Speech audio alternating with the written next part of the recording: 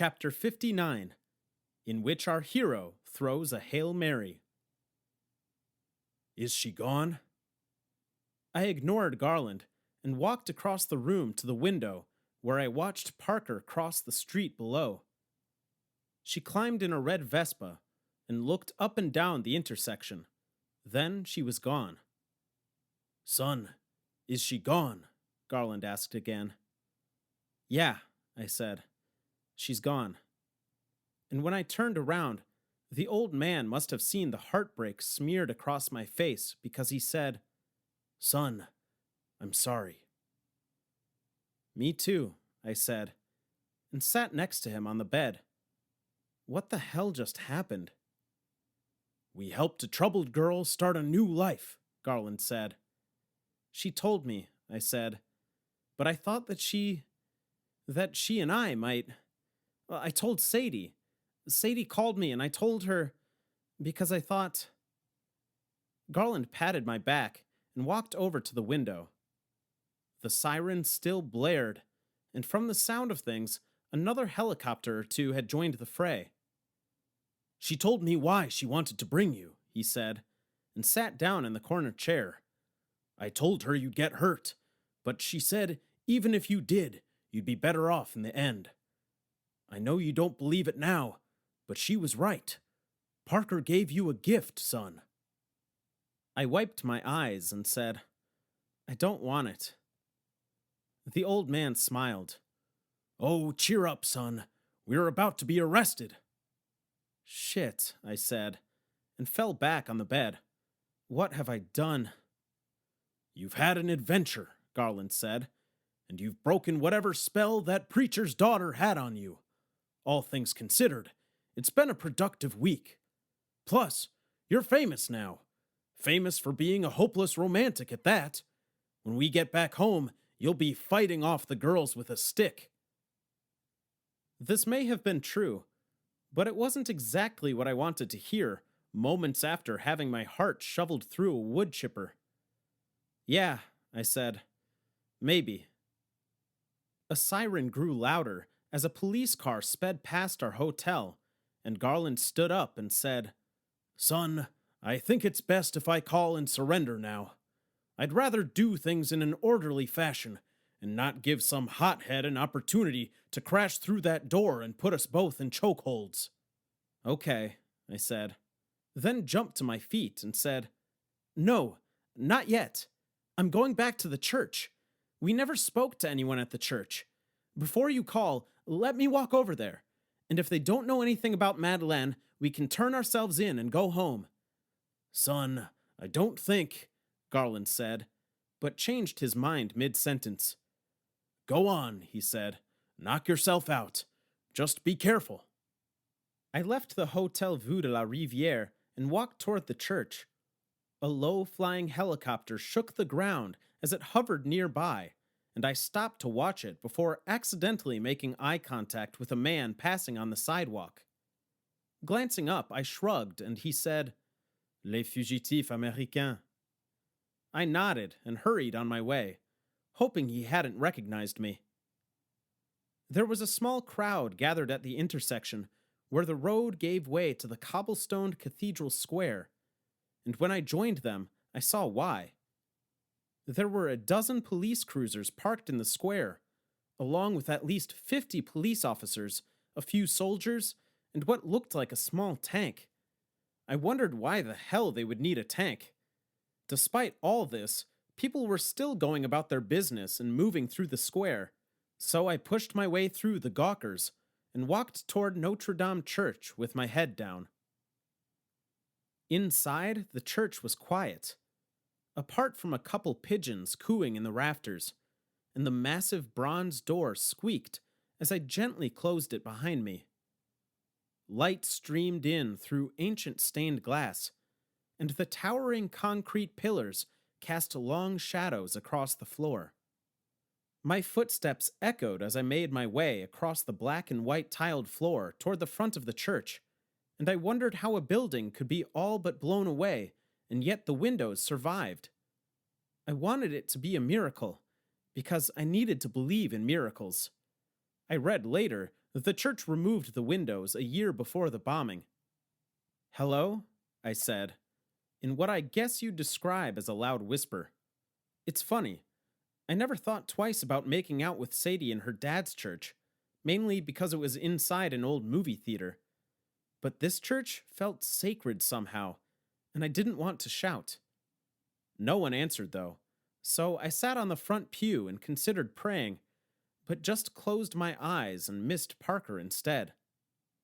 Bonjour, said a voice from behind, and I jumped and cursed and spun around to see a nun standing in the shadows. I began apologizing, mostly for the cursing, but also for being inside the church if I wasn't supposed to be there. And at some point in my incoherent rambling, she stopped me and said, "You are Monsieur Green, no?" Yes, ma'am, I said. Not sure if you're supposed to call nuns ma'am or something else. The nun stepped forward into the light and smiled. She was old. Older than Garland, maybe.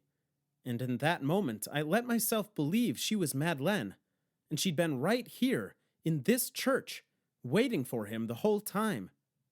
I have been expecting you, the nun said. My name is Sister Ava. I belong to the congregation of Bon Sauveur, here in Saint-Lô. Sister Ava, I repeated. I thought maybe you were... Madeleine? Sister Ava asked. No, but I was her friend. Speaking of friends, your friend, Monsieur Lennox, is he safe? The news said there was an incident at La Martin-Vu-Tonnelle. Oh, he's fine, I said. He just beat up an old man named Thibault. A hint of a smile crossed Sister Ava's face, and she said, Ah, Thibault Larue, the peeping Tom. I have known him a lifetime. A punch in the nose might do him good. I dared to laugh and said, Wait, so you were friends with Madeleine? We were, Sister Ava said, sitting on the front pew and motioning for me to join her. She was a few years younger than me, but after the war, we became close friends. We even lived together for some months, in the wooden barracks the Americans built, because Bon Sauveur was destroyed on D-Day. When I arrived, Madeleine was very sick, but soon she recovered, and for a while we worked together in the Irish hospital. Always she talked of her Garland, her G.I. Joe who would return. Of course, the young girls, they all spoke of soldiers who would return, but Madeleine, she truly believed. The door in the back of the church creaked open, and we watched a man enter and take a seat on the last pew to pray. Sister Ava watched him for a moment, then looked back at me, and in a softer voice said, I remember the day well. It was early April, the year after the war ended, so 1946. Madeleine spent many months writing letters, trying to find her Garland. She wrote letters to your army and your Air Force, and even to your President Truman, but she received no reply. Then one day, an American engineer visited Saint-Lô to observe the recovery, and Madeleine begged him for help. He promised to help her find Garland, and weeks later, his letter arrived with the news that Garland was shot down over northern France and killed in action. No, I said, louder than I'd meant to. They listed him as killed in action after he crashed in Saint-Lô. He said it took years to straighten out all the paperwork. I'm sure that officer thought, and Garland thought Madeleine was... When I saw this man Garland on the news, looking for his lost Madeleine, I knew it was the same man, Sister Ava said, then put her arm around me because I'd started to cry. Do not be ashamed of your tears, she said. I have shed many this week. After a moment, I asked, what did Madeleine do when she thought Garland was dead? She did not want to live, Sister Ava said. She had already lost so much, and now she'd lost even more. She would come to me, and we would pray and cry, and sometimes laugh if we could cry no longer. Madeleine had a beautiful voice. She would sing to the soldiers in the hospital. She told me once, I sing to them and pretend they are my garland. One day, maybe a year later, I told her about the Benedictine sisters of Sacré-Cœur. They had only just returned from exile in England. Madeleine laughed and said no, she could not. But 3 days later, she came to me and said yes. That is where God wanted her. She joined the sisters in 1948. Then the sisters were here, in the north, but later they moved back to Sacré-Cœur, on Montmartre, in Paris. I stared at Sister Ava in disbelief. Madeleine was a nun? A singing nun at Sacré-Cœur? For the rest of her life, Sister Ava said. Sister Madeleine and I, we remained close friends, but she never returned to Saint-Lô. It was too painful, I think. But I would see her when I visited Paris, and we shared many letters. The Basilica on Montmartre. It has many tourists at every service, and Sister Madeleine once told me when she sings, she sometimes imagines her garland, sitting among the parishioners, listening to her again. You said for the rest of her life. Sister Ava frowned and touched my hand. My friend Madeleine died 6 years ago. I am so sorry. I hung my head, and Sister Ava put her arm around me again, and we both cried a little more. A helicopter passed low over the church, and the walls seemed to shake, and I raised my head and said, I have to get back to Garland. We need to turn ourselves in now. I'm sorry for all the commotion. I'm sure the helicopters and police will be gone by morning. Sister Ava smiled. It is quite all right. Sleepy towns need excitement now and then. I smiled back, and Sister Ava said, Edwin, this thing you have done, for Monsieur Lennox, it is a very good thing. Please tell him his Madeleine loved him, all of her life.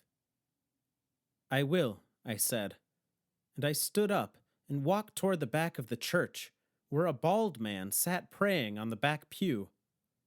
When I passed him, Martin Blair said, Edwin Green, I've been looking for you.